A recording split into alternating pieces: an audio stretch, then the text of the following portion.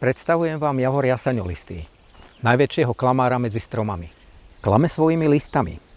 Nepripomínajú žiadny javor, skôr naopak pripomínajú jaseň, ktorý vidíme na vedľajšom konári. Preto sa volá javor jaseňolistý. Jedinečný poznávací znak je svetlé sfarbenie mladých konárov. Takéto konáre žiadny iný strom na Slovensku nemá.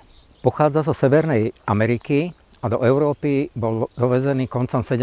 storočia ako okrasná drevina do parkov a záhrad.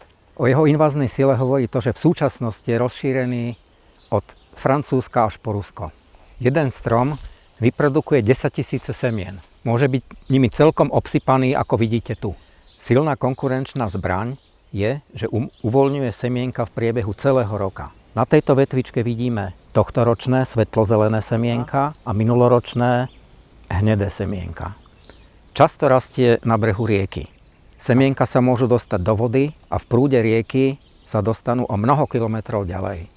Opäť obsadia nové a nové miesta.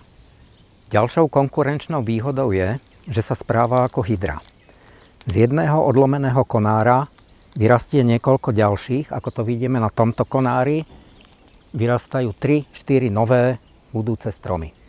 Sme na krásnej lúke na brehu Moravy. Lúka sa pravidelne kosí, ale po obvode, po okraji vidíme všade javor jaseňolistý, ktorý keby sa lúka nekosila, by ju rýchle zarástol. Tu vidíme, ako javor preniká aj do lúčnych porastov. Tento javor, ak sa tento rok nepokosí lúka, o rok bude takýto vysoký, vyšší ako ja. Veď posúďte sami, čo iné dokáže vyrásť aj uprostred žihlavy. Nepôsobí negatívne len na prírodu, ale aj na ľudí. Na jar produkuje veľké množstva agresívneho pelu a ten spôsobuje veľké problémy alergikom. Najlepší spôsob likvidácie je navrtanie šikmých dierok do kmeňa.